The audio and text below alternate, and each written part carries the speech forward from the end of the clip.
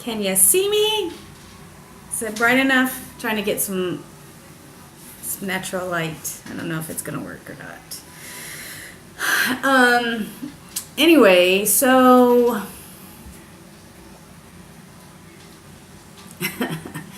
I don't know what to say on this one.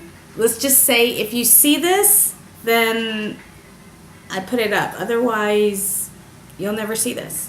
So I don't know yet. I don't know. In fact, I should probably record another video just in case.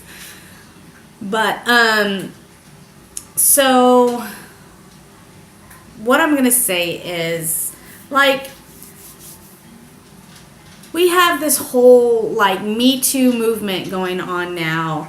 And in fact, like, you know, people have barely come out after years and years against other people, talking about situations that happened to them, and now they're coming out.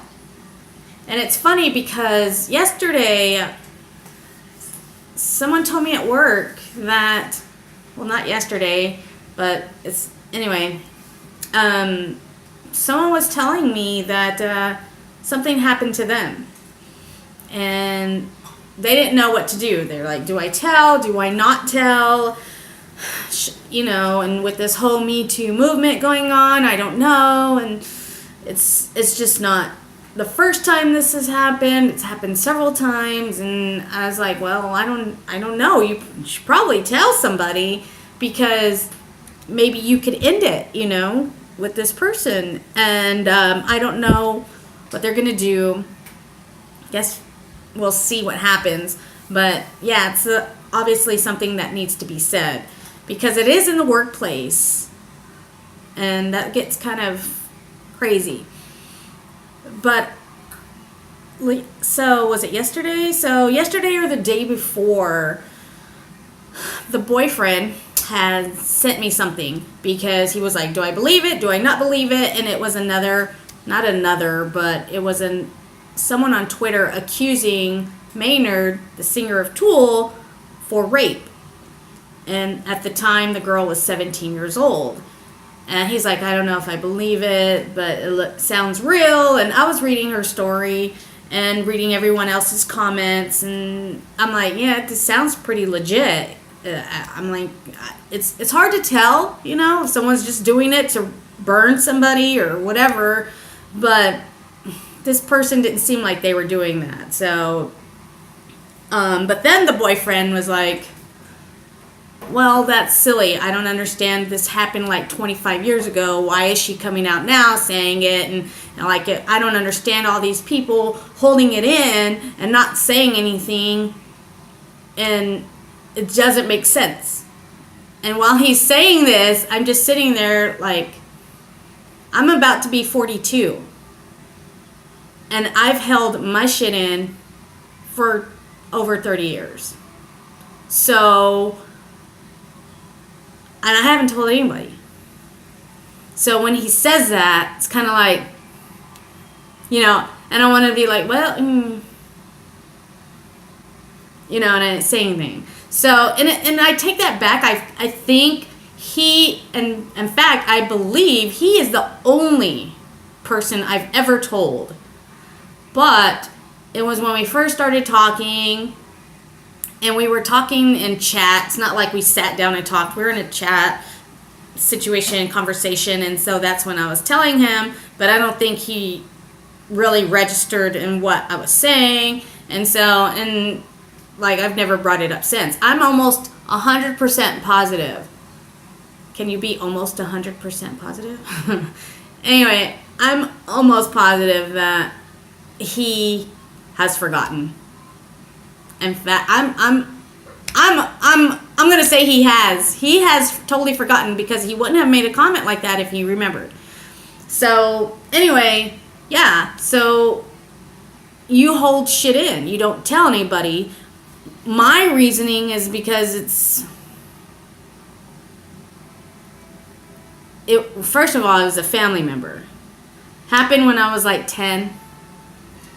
And I don't see this person. They live out of town. I've seen him when I used to live in California, I'd see him. Just a couple of times. But I didn't tell anyone because I don't know why. I don't want to say it was because I felt ashamed. I don't want to say because was I scared? I don't know if I was scared, but to this day, I don't say anything because now I don't want to say because it's too late, because it's never too late. But I think I hate to say it, but it's brushed under the rug, you know? It's because it's a family member. I don't know what this person's doing. I don't talk to this person. My family talks to them, maybe. And I remember saying or thinking he has a daughter. And I'm like, is anything happening with his daughter? You know? And also, my cousin, it wasn't just me. It was my cousin as well. Because my cousin came out and said something to me, not privately, but she said it while we were driving somewhere. She just said it. And I was like, really? Oh, wow. That's horrible. And I didn't say anything. I didn't say, oh my God, yeah, what a dick. What a creepo. You know, nothing. I didn't have her back. You know, and I don't want to say I felt ashamed. I think I almost felt embarrassed. It's like I didn't want to say anything. And I still don't. I don't know what my feelings are. And it feels weird saying this. Like, I'm getting emotional. And it's almost like I'm getting emotional for my past self. You know, like my future self, my present self. I want to apologize to my past self and be like, I'm sorry, I never said anything. I'm sorry this ever happened. You know, so it's like I got to apologize to myself. And it's something I brush off. And it's like I don't think about it. I don't feel like it's affected me, though sometimes there's things that happen and I'm like, that could be a result of this, you know? But I'm not suffering from it. There are people out there that are like in deep depression. They can't deal with it. And I don't know if it's maybe because I was so young. I was 10. I want to say I was like 10, you know? And this person was obviously older than me, a lot older than me. And I want to say it might also be because like the one effect that I feel like this might have on me is because this isn't the only time. So like growing up, I've had older men, like, in fact, oh God, how old was I here? I was probably like maybe 11. I had gone somewhere with some friends and they went to a church group. And we would go, was it a church group? I don't remember. Anyway, we would go somewhere. And then they would drop us off on the bus. We'd be on the bus and they'd drop us off back at home. And then we'd go home. So I remember sitting in the back and one of the men that was like chaperoning or something in charge of this, I don't know. But he would always go back there and sit with me. And I remember I'd have a dress on and he would put his hand on my knee. You know, things like that. And that's when I'm like, oh, this is right. And that's when it scared me. I didn't know what to do. And I froze, you know, and whatever. So they drop us off and we go home. And I'm with my friend and we leave. We go again next Sunday. We take off. And it's funny because my parents laugh at this, but they don't know why I did this. So it was, now I remember, it was a church bus, and they would take us to after school or after church programs, and we would go and play games and eat and stuff like that, and they would take us back home. And it was called the Joy Bus. So they'd pick us up every Sunday. We'd go to church, do these activities, and then they'd drop us off. So a couple of times this has happened, and we went. So the next time I went on the bus,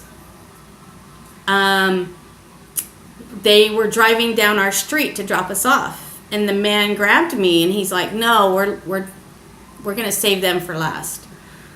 And he sat me down, and he's put me on his knee, and had me sit in his lap, on his. I'm like, thinking about that now, it's like we were on a bus, and it was, I guess back in the day, it's okay to have some child sit on your lap while the bus is moving. Anyway, so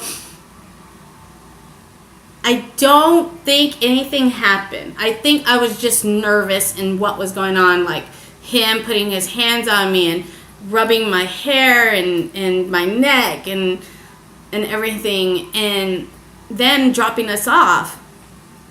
And he would I think he would get close to me and snuggle his face in my face, and it was stuff like that. And they dropped us off, and I ran inside my house.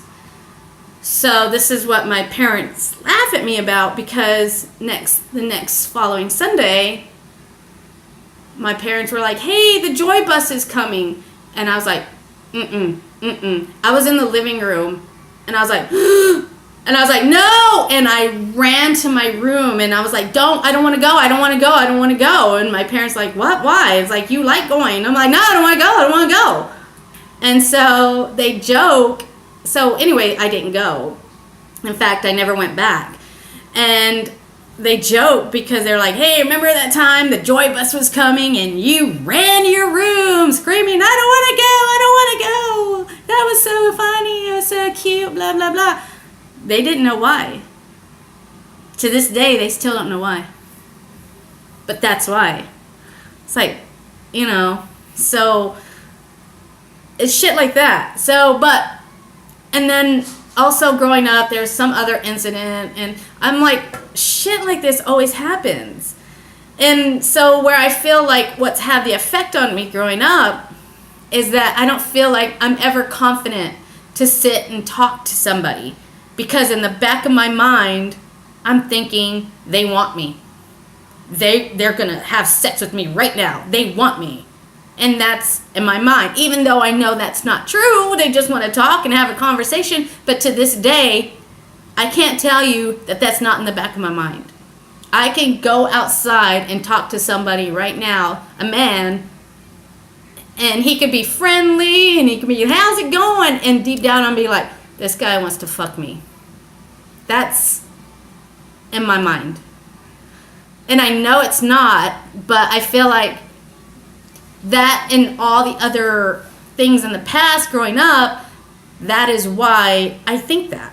And that's where it does affect me. And I know it's not true, but sometimes I get nervous when they get too close, and I shy away, and I'm like, I gotta go, because that's how it is. So yeah, I've never told anybody this. So when people say, "I don't understand why people are barely coming out now," there's a reason for that. There's a reason why they don't. And like I said, it's been 30 years plus, and I've never said anything. This is the first time I'm saying anything. And in fact, this is the first time I'm saying anything out loud. Like, I think it's in my head. So many things. In fact, there's things that I'm thinking of right now that I'm just not saying. So when you have the Me Too movement, don't question why people haven't come out. I can totally Nick's a guy, couple of people that I know in my life that have affected me this way, but I'm not going to. You know, it happens. Unfortunately, this is something I'm going to take to my grave. There's no use in me even saying anything. And I think of all the people out there, and this is where it gets emotional, it's because there's tons of me out there, and no one's saying anything. And man, woman, whatever, you know, and it makes you feel like it's your fault. It's not. So it's up to you, you know, if you want to say something or not. But I'm not. This is something I'm gonna take with me forever, and I'm gonna live with it. Hasn't affected me to the point where I could be in depression, or I can reevaluate my life, and you know, I'm a happy person. I'm always on the positive side, so I don't feel like it's affected me at all. Just in that one spot that I was talking about. So I think I'm probably one in few that can say that. So anyway, there it is. Maybe you'll see this, maybe you won't. I don't know. Maybe I'll have the courage to post this. Who knows? But I don't know. That's all I have. So don't question people when they come out 20 years later and say, why didn't you say something a long time ago or when it happened? Because there's some people out there that aren't strong enough to do that. There's people out there that feel guilty. There's people out there that don't actually want to hurt the other person, you know? So there's reasons out there. And sometimes when they have a movement like what's happening now, that's their encouragement to say something. That's them saying, you know what, this could be my chance. Get it off my chest. A lot of people carry this shit with them, and they can't function because they've got so much of that guilt and dirtiness and whatever on their mind. So yeah, and it is what it is, and I just don't question. Don't question. All right.